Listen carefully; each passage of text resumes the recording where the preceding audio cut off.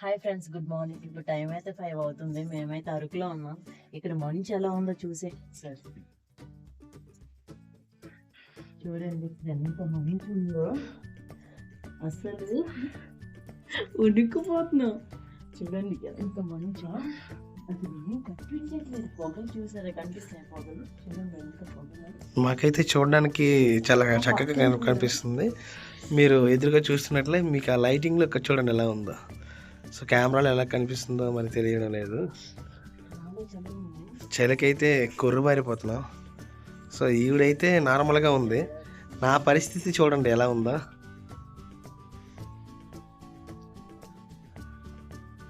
మామూలుగా లేదు, మంచి అయితే వణికిపోతుంది.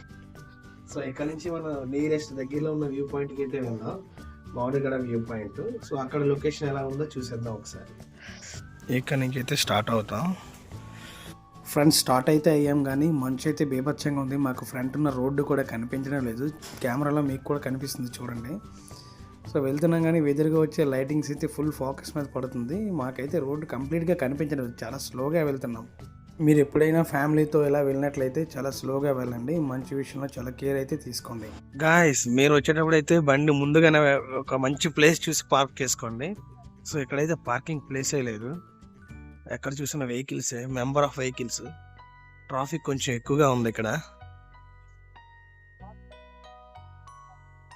ఇక్కడ నుంచి మనం ట్రెక్కింగ్ అయితే చేయాల్సి ఉంటుంది, 4.5 km. చూడండి ఫ్రెండ్స్, మంచు అయితే ఎలా ఉందో ఒకసారి చూడండి మీరు కూడా.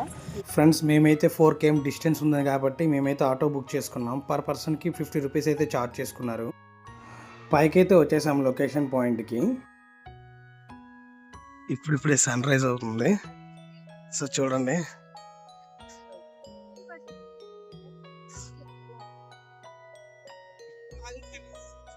పైన సూర్యుడు, కిందన మేఘాలు, మధ్యలో మనం. నేచర్ చాలా అందమైంది కదా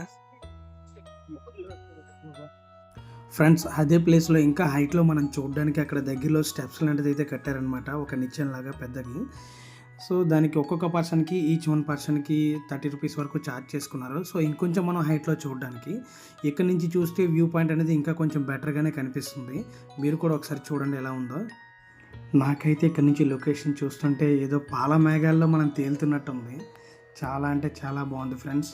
సో నేను ఇంతకుముందు ఇక్కడికి 2 times వచ్చాను, కానీ ఎప్పుడు ఇంత క్లౌడ్స్ అయితే నేను చూడలేదు. ఒక పాల సముద్రం మధ్యలో మనం ఉన్నట్టుంది. నాతో పాటు వచ్చిన వాళ్ళందరూ ఎగబడి మరీ సెల్ఫీలు అండ్ ఫొటోస్ తీసుకుంటున్నారు. నేనైతే ఆనందంలో తేలుతూ ఉన్నా. ఫ్రెండ్స్ ఇలా మనం రియల్గా దీన్ని ఫేస్ చేస్తే చాలా ఎగ్జైటింగ్గా ఉంటుంది కదా ఫ్రెండ్స్. ఈ లొకేషన్ చూడటం ఇదే నేను ఫస్ట్ టైం. చాలా ఎంజాయ్ చేశాను అండ్ చాలా హ్యాపీగా ఉంది. ఆ క్లౌడ్స్ అవన్నీ చూస్తుంటే ఎంత ఎంజాయ్ చేశానో నాకే తెలియదు అసలు. ఆ లొకేషన్ చూస్తుంటే అక్కడ ఆ మేఘాలు మొత్తం ఒక సముద్రంలో ఉన్నట్టుగా అనిపిస్తుంది. అరకెళ్ళాక కాఫీ తాగకపోతే ఎలాగా, మరి అందుకే కాఫీ అయితే తాగేస్తున్నాం అందరం. ఫ్రెండ్స్ ఇక్కడ కాఫీ అయితే చాలా బాగుంది, ఎందుకంటే ప్రొడక్షన్ కూడా వాళ్ళదే. వాళ్ళే ఓన్గా దీన్ని పండించి వాళ్ళే హార్వెస్ట్ చేస్తారు, వాళ్ళే దీన్ని సొంతంగా ప్రిపేర్ చేసుకుంటారనమాట. ఫ్రెండ్స్ వ్యూ చూసిన తర్వాత కిందకైతే వచ్చేసాం. పైకి ఎక్కడం అయితే కష్టం, కానీ కిందకి దిగడం అయితే సులభమే కదా. సో నడుచుకుంటే కిందకైతే వచ్చేసాం. తిరిగి రూమ్కి అయితే వెళ్ళిపోయాం. రూమ్ నుంచి అయితే వెకేట్ చేసేస్తున్నాం. ఇప్పుడు లొకేషన్స్కి వెళ్తున్నాం. అక్కడికి వెళ్ళాక మీకు మొత్తం చూపిస్తాం. బొటానికల్ పార్క్ అయితే వచ్చేసాం, గార్డెన్ కి. చూద్దాం లోపలికి అయితే వెళ్ళిపోదాం. ఇప్పుడు లోపలికి వెంటర్ అవ్వగానే బుద్ధుడు అయితే దర్శనం ఇస్తాడు. తర్వాత ఇండియన్ నేమ్ బోర్డు కూడా కనిపిస్తుంది. ఇవి స్టార్టింగ్లో ఉంటాయన్నమాట. లోపలికి వెళ్ళగానే మంచి మంచి లొకేషన్స్ అయితే మనకి దర్శనం ఇస్తాయి. మేబీ ఇక్కడ సినిమా షూటింగ్స్ కూడా జరిగి ఉండొచ్చు. చాలా పీస్ఫుల్గా ఉంది ఇక్కడైతే. ఈ పార్క్ ప్రత్యేకత ఏమిటంటే ఇక్కడ అన్ని రకాల చెట్లు కూడా ఉంటాయి. మనకి ప్రతి చెట్టుకు కూడా నేమ్ బోర్డ్ అనేది మెన్షన్ చేసి వస్తుంది. ఎగ్జాంపుల్ ఇది చూస్తే ఒక్క చెట్టు అనమాట. అలాగే ఎర్ర చందనం, లీచీ, రోజ్ ఫ్లవర్స్, ఇంకా ఎక్సెట్రా చాలా అంటే చాలా ఉన్నాయి. మా శ్రీమతి గారు అయితే పార్క్లో చిందులు వేస్తున్నారు. నేను కూడా అలా పార్క్ చుట్టూ ఒక రౌండ్ అయితే తిరిగేసాను. లొకేషన్స్ అయితే చాలా బాగున్నాయి. సో అన్నీ క్యాప్చర్ చేసి మీకు పెడితే టైం అయితే చాలదు. పుష్పరాజ్ తగ్గేదేలే. మీరు చూస్తున్నట్లయితే అక్కడ ఎర్రచంద్ర మనకి క్లియర్గా మెన్షన్ చేసి పెట్టారు చూడండి.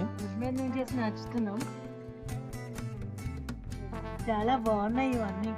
నేను నా శ్రీమతి కొంచెం సేపు ఉయ్యాలూగుతూ పక్కనే ఉన్న చాక్లెట్ ఫ్యాక్టరీకి అయితే వెళ్ళిపోయాము. ఫ్రెండ్స్, చాక్లెట్ ఫ్యాక్టరీలోకి అయితే ఎంటర్ అయిపోయాం. మాతో పాటు మీరు కూడా వచ్చేసేయండి. లోపలికి వెళ్ళగానే అయితే చాక్లెట్ ఫౌంటైన్ అయితే ఉంటుంది. అక్కడ చూస్తున్నట్లయితే కోకో ట్రీస్ ఉన్నాయి. అవి రియల్ కోకో ట్రీస్ లానే డిజైన్ చేయబడింది. అవి చూస్తున్నట్లయితే రియల్ కోకో ఫ్రూట్స్ లానే ఉన్నాయి. చూడండి మీరు కూడా. ఇక్కడ చూస్తున్నట్లయితే మొత్తం చాలా అంబియన్స్ అయితే చాలా అంటే చాలా బాగున్నాయి. చాక్లెట్ మేకింగ్ దగ్గరికి అయితే వెళ్ళిపోదాం.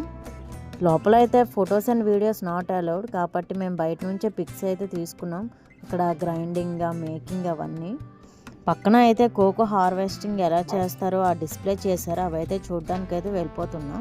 ఇక్కడైతే ఎలా ఫార్మింగ్ చేస్తారో, ఎలా హార్వెస్టింగ్ చేస్తారో, ఎలా మేకింగ్ చేస్తారో మీరు కూడా చూసేయండి. ఇవైతే రియల్ మిషన్స్. ఇవి పాడైపోయినట్టుగా ఉన్నాయి కాబట్టి మనకి డిస్ప్లేలో అయితే పెట్టున్నారు. నాతో పాటు మీరు కూడా చూసేసేయండి మొత్తం.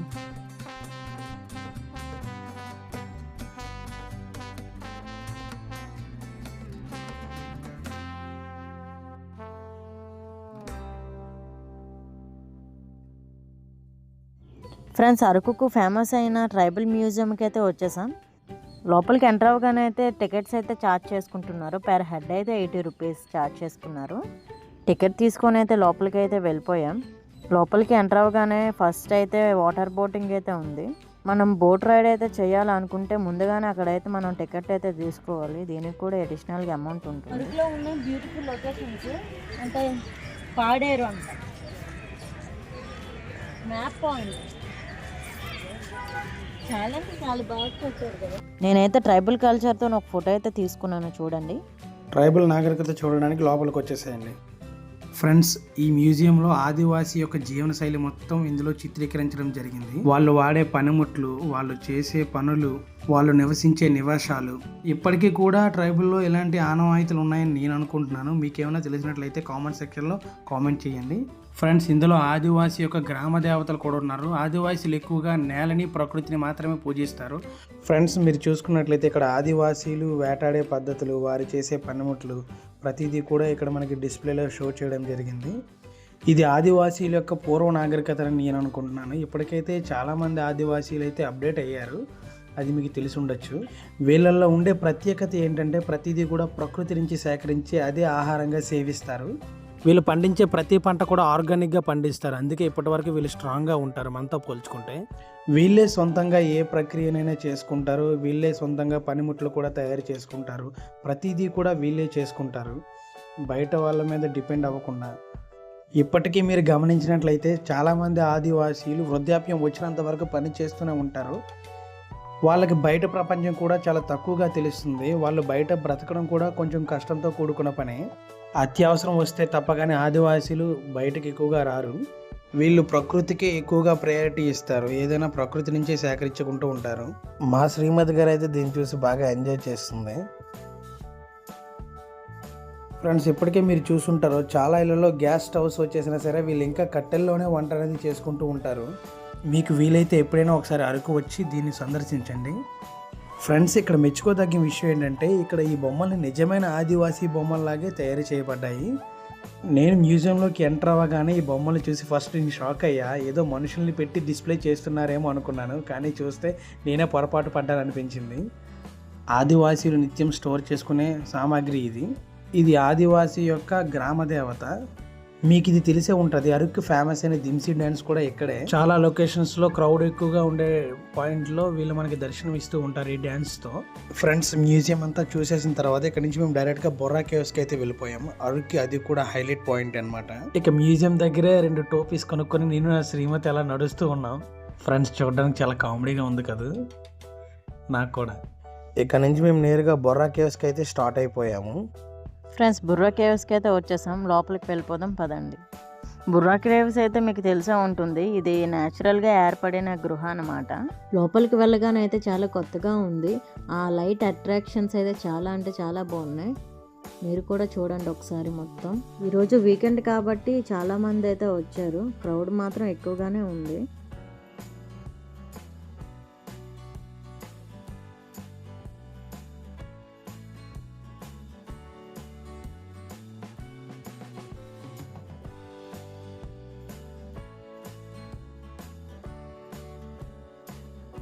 ఫ్రెండ్స్, అరకు వచ్చాక అరకులో ఫేమస్ అయిన బ్యాంబో చికెన్ బిర్యానీ తినకపోతే ఎలా చెప్పండి. అందుకోసమే మేమైతే 2 ఆర్డర్ చేసుకున్నాం. ఒకటైతే 600 పడింది అండ్ 1/2 kg చికెన్ కూడా చెప్పుకున్నాం, బ్యాంబో చికెన్. దాని కాస్ట్ ఏమో 300 పడింది. టేస్ట్ అయితే చాలా అంటే చాలా బాగుంది. మీరు కూడా ఎప్పుడైనా వస్తే ట్రై చేయండి. ఫ్రెండ్స్, ఈ వీడియో మీకు నచ్చినట్లయితే like, share, subscribe to my channel. Support more videos. Bye bye. Next వీడియోలో కలుద్దాం.